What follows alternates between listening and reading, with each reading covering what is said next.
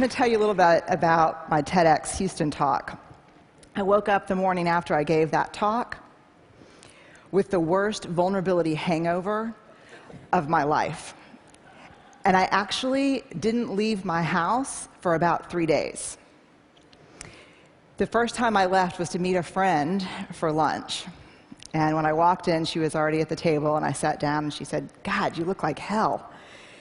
I said, "Thanks. I feel really, I'm not functioning." And she said, "What's going on?" And I said, "I just told 500 people that I became a researcher to avoid vulnerability, and that when being vulnerable emerged from my data as absolutely essential to wholehearted living, I told these 500 people that I had a breakdown. I had a slide that said breakdown. At what point did I think that was a good idea?" And she said, "I saw your talk live streamed. It was not really you. It was a little different than what you usually do, but it was great." And I said, "This can't happen. YouTube, they're putting this thing on YouTube, and we're going to be talking about 600, 700 people." And she said, "Well, I think, it's too late." And I said, "Let me ask you something." And she said, "Yeah." And I said, "Do you remember when we were in college and really wild and kind of dumb?" She said, "Yeah." And I said, "Remember when we'd leave a really bad message on our ex-boyfriend's answering machine? Then we'd have to break into his dorm room and then erase the tape?" And she goes, "No." So, of course, the only thing I could think of to say at that point was, "Yeah, me neither. Yeah, me neither." And I'm thinking to myself, "Brene, what are you doing? What are you doing? Why did you bring this up? Have you lost your mind? Your sisters would be perfect for this." So I looked back up, and she said, "Are you really going to try to break in and steal the video before they put it on YouTube?" And I said, "I'm just thinking about it a little bit." She said, "You're like the worst vulnerability role model ever." And then I looked at her and I said something that at the time felt a little dramatic, but ended up being more prophetic than dramatic. I said, "If 500 turns into 1,000 or 2,000, my life is over." I had no contingency plan for 4 million. And my life did end when that happened. And maybe the hardest part about my life ending is that I learned something hard about myself, and that was that as much as I would be frustrated about not being able to get my work out to the world, there was a part of me that was working very hard to engineer staying small, staying right under the radar. But I want to talk about what I've learned. There's 2 things that I've learned in the last year. The first is vulnerability is not weakness. And that myth is profoundly dangerous.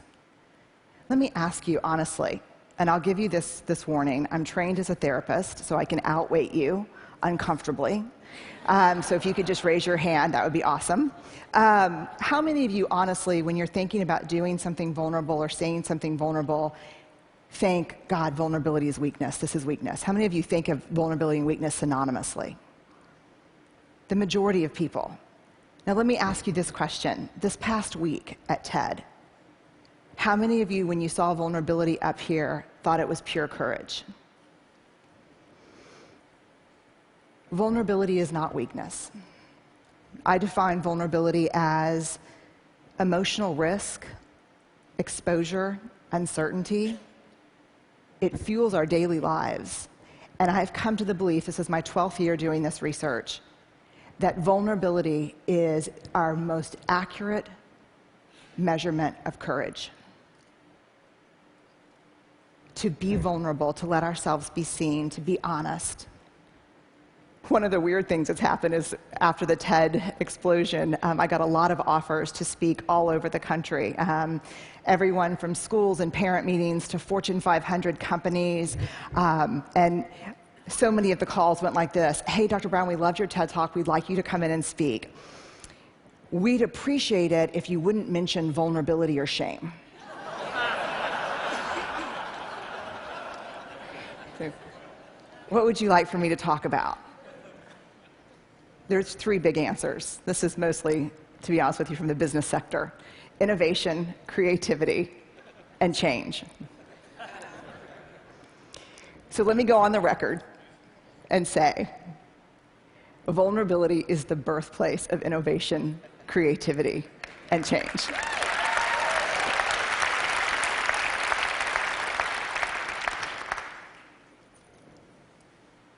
To create is to make something that has never existed before. There's nothing more vulnerable than that. Adaptability to change is all about vulnerability. The second thing, in addition to really finally understanding the relationship between vulnerability and courage, the second thing I learned is this: we have to talk about shame. And I'm going to be really honest with you. When I became like a vulnerability researcher, and that became the focus because of the TED Talk, and I'm not kidding that. I'll give you an example. About 3 months ago, I was in a sporting goods store buying goggles and shin guards and all the things that parents buy at the sporting goods store. About from 100 feet away, this is what I hear: vulnerability TED, vulnerability TED.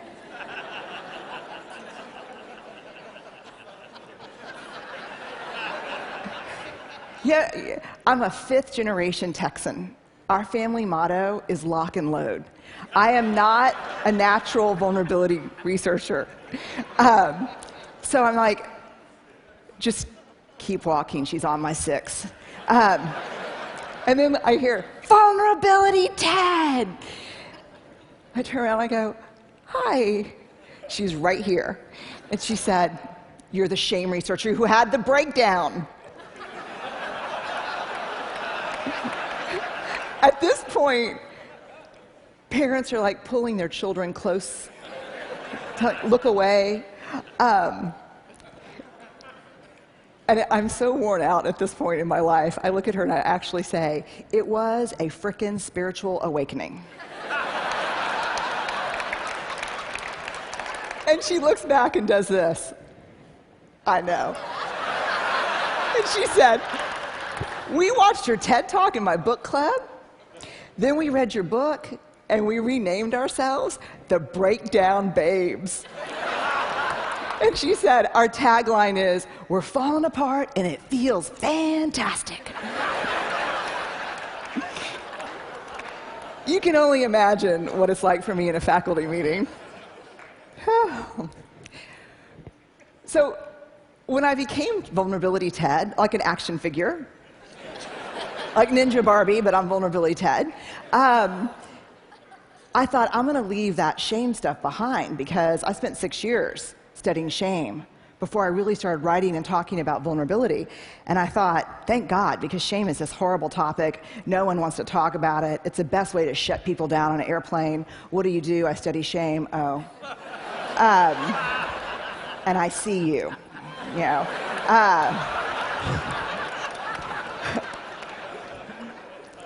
But in surviving this last year, I was reminded of a cardinal rule, not a research rule, but a moral imperative from my upbringing. You gotta dance with the one who brung you. And I did not learn about vulnerability and courage and creativity and innovation from studying vulnerability. I learned about these things from studying shame. And so I want to walk you in to shame. Jungian analysts call shame the swampland of the soul. And we're going to walk in, and the purpose is not to walk in and, you know, construct a home and live there. It is to put on some galoshes and walk through and find our way around. Here's why. We heard the most compelling call ever to have a conversation in this country, and I think globally, around race, right? Yes, we heard that. Yes? Cannot have that conversation without shame.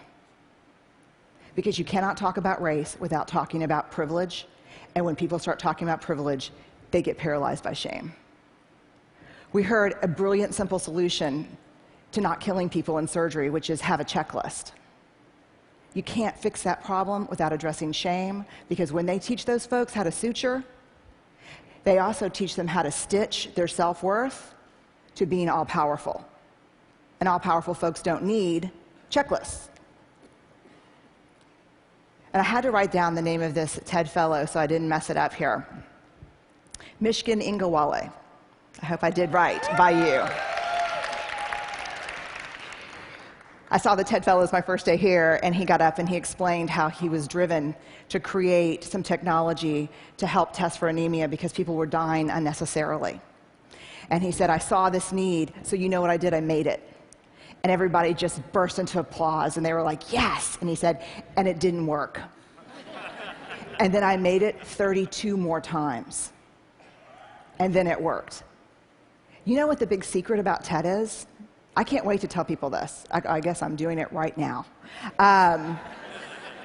This is like the failure conference. No, it is. You know why this place is amazing? Because very few people here are afraid to fail. And no one that gets on the stage so far that I've seen has not failed. I have failed miserably, many times. I don't think the world understands that because of shame. There's a great quote that saved me this past year by Theodore Roosevelt. A lot of people refer to it as the man in the arena quote. And it goes like this: it is not the critic who counts. It is not the man who sits and points out how the doer of deeds could have done things better and how he falls and stumbles. The credit goes to the man in the arena, whose face is marred with dust and blood and sweat. But when he's in the arena, at best, he wins, and at worst, he loses. But when he fails, when he loses, he does so daring greatly.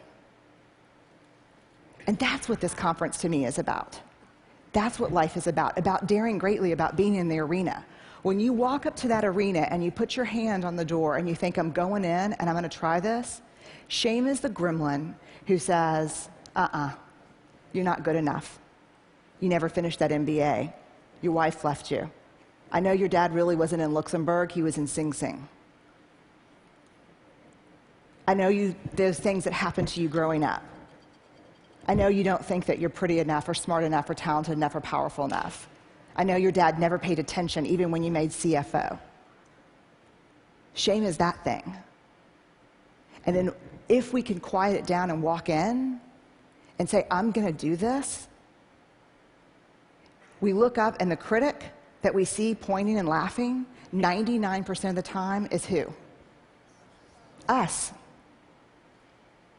Shame drives two big tapes: never good enough, and if you can talk it out of that one, who do you think you are?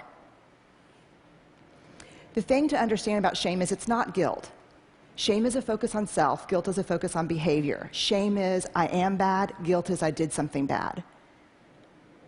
How many of you, if you did something that was hurtful to me, would be willing to say, I'm sorry, I made a mistake? How many of you would be willing to say that? Guilt. I'm sorry, I made a mistake. Shame. I'm sorry, I am a mistake. There is a huge difference between shame and guilt. And here's what you need to know. Shame is highly, highly correlated with addiction, depression, violence, aggression, bullying, suicide, eating disorders.